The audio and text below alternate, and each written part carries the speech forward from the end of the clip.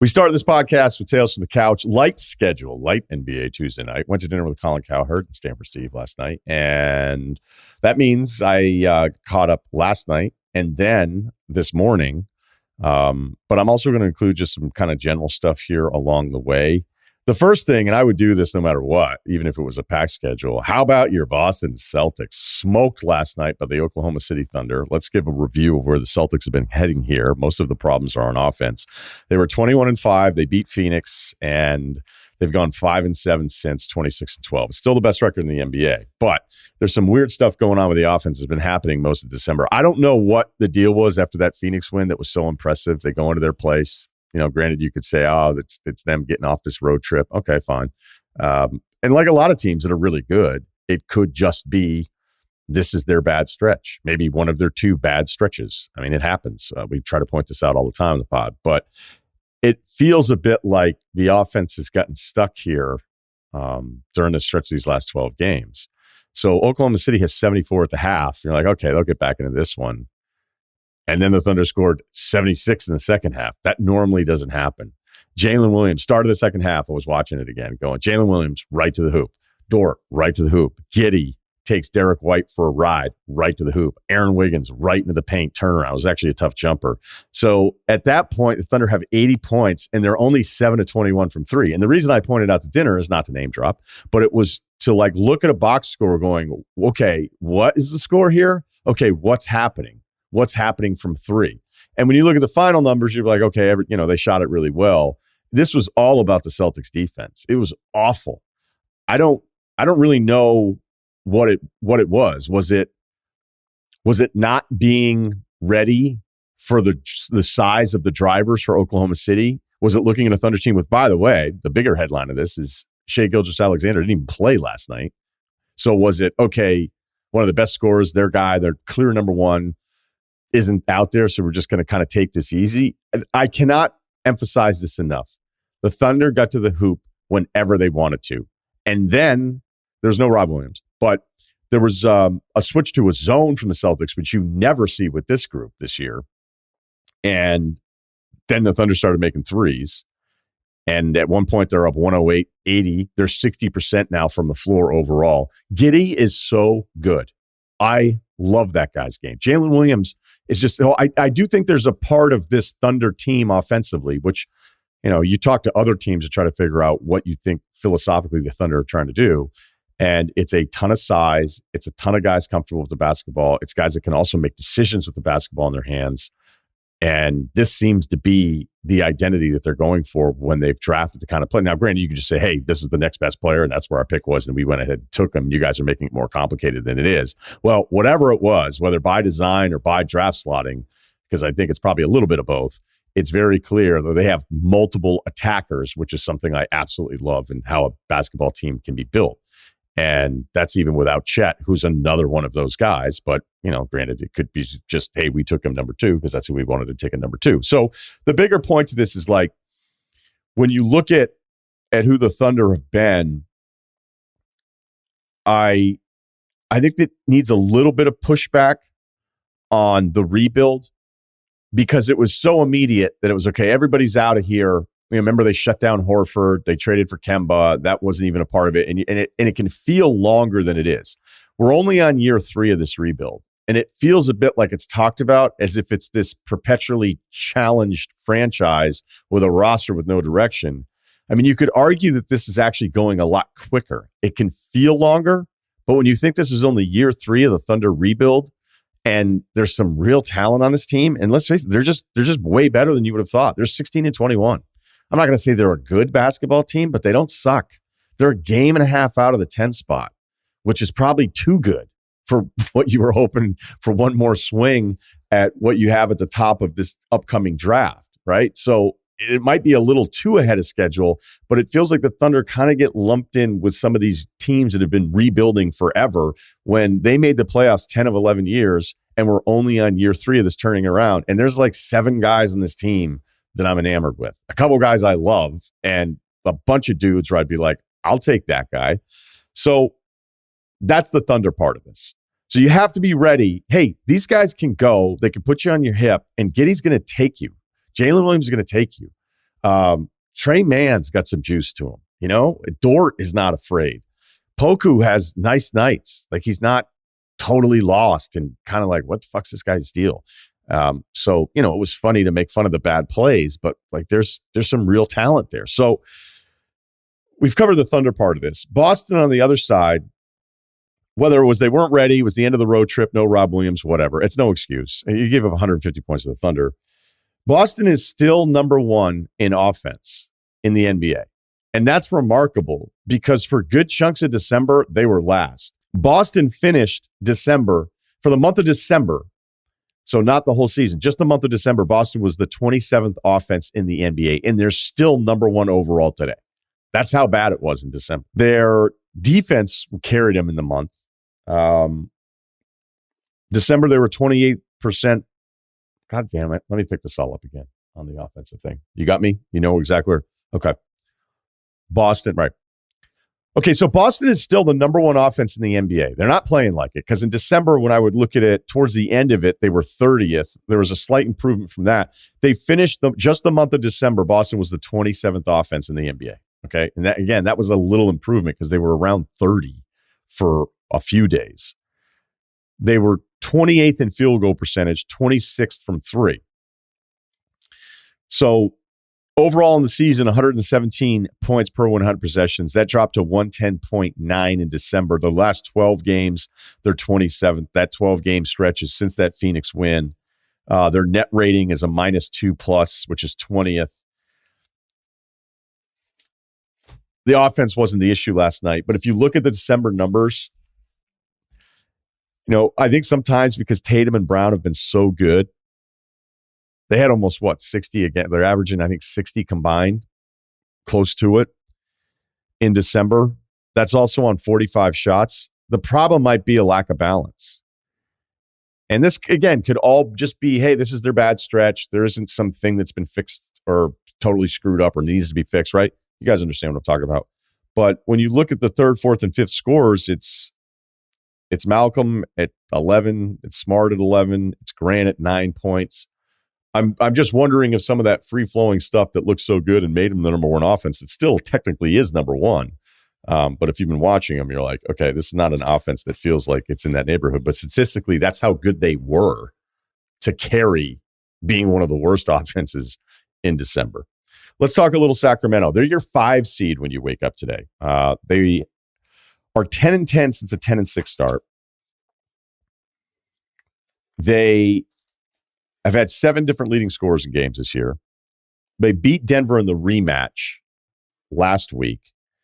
I've really focused in on that one just because I wanted to see what they had done differently and how they went right at Jokic late in that game.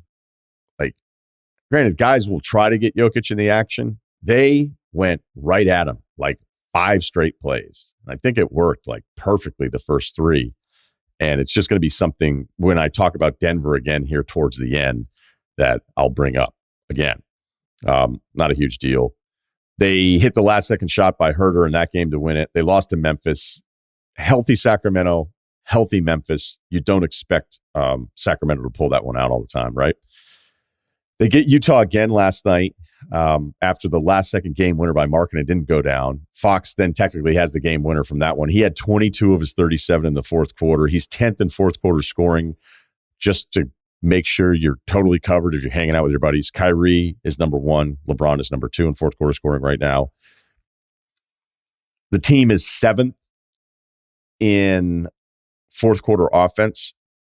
And if you look at their overall numbers, Sacramento 7th in offense, 23 in defense. December kind of went the other way there where they were a little bit more balanced. The offense got a little worse. The defense got a lot better, 13th and 14th in the league. Let's talk a little bit about Sabonis. He's got this broken thumb. He had 21, 14, and 8 last night. And I do think every time we have injuries, like, it can be labeled as if it's all the same thing, but the injuries can be very different. So clearly it's good enough for him to still be able to play, but there's a little extra man juice, right? When you're out there with a broken thumb and he's got that little brace on it. His PER is at 24. Career high before that was 21. Some of his advanced stats are insane. Like, dig through Sabonis. Doesn't take that long, a couple minutes.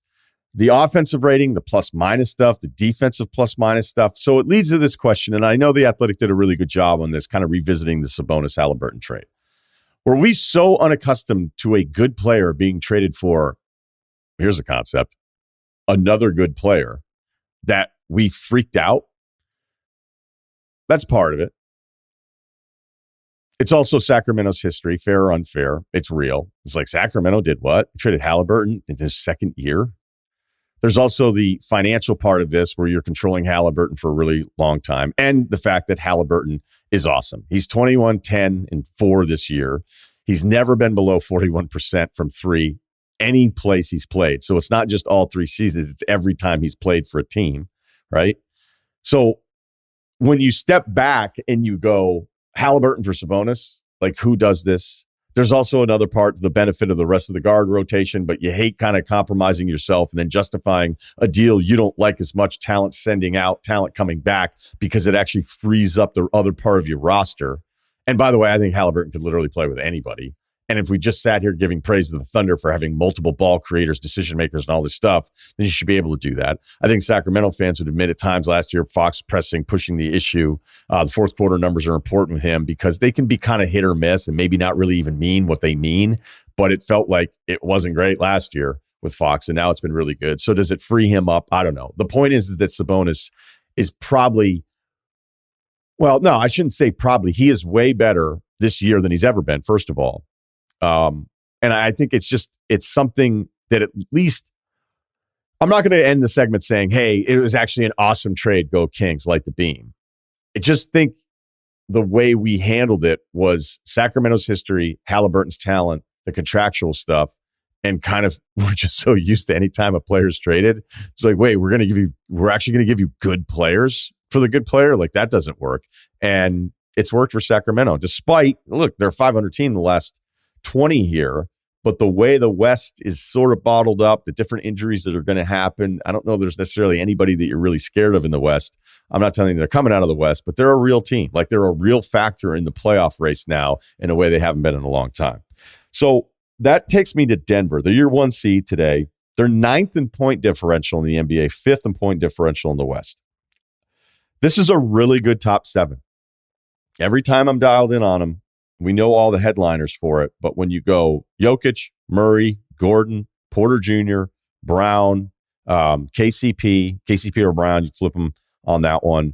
Bones, who, when he runs hot, it's a lot of fun.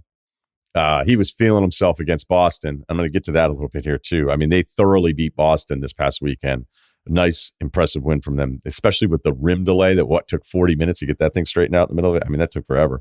So there's a lot I like about Denver. We know the offense is terrific. They're probably going to surpass Boston, the number 1 offense. Maybe Brooklyn will if they stay healthy and have no bullshit to deal with, right? Because if you start looking at some of those numbers, you start looking at some of the fourth quarter efficiency offensive numbers. Jokic is the best fourth quarter player in the NBA, and then that brings up the rest of the people around him because he's out on the floor, giving you that kind of offensive output. So when I looked at, I guess I'm just going to say it this way to Nuggets fans, I don't want you to be upset about this, but just be ready to be upset. But it's totally on you if you're upset. The Nuggets are now going to be critiqued as a team that is a contender. So the grading is going to get a lot tougher, okay? There's going to be grad school classes for you. There's going to be a higher expectation. It's the same stuff that happens with every other team that's a little bit newer on the scene. Not that this team is new, but you get the point, right? They don't have an NBA Finals in their back pocket. They don't have a title. So they're going to be judged a little bit differently. There's going to be doubt. I'm not telling you that it's doubt. What I'm saying is it's a different neighborhood. The example I used last year is the Bulls. The Bulls get off to this great start.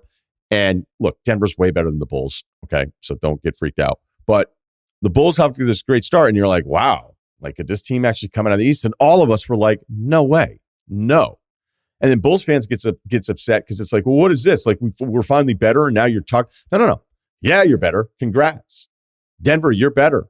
The rest of the West, I don't know. Is it flattening down to you? Is New Orleans that much better than you? Is Memphis that much better than you? I might like those teams a little bit better if everybody's healthy and it's all working out, right? Because I'm constantly always worried about Denver's defense long term.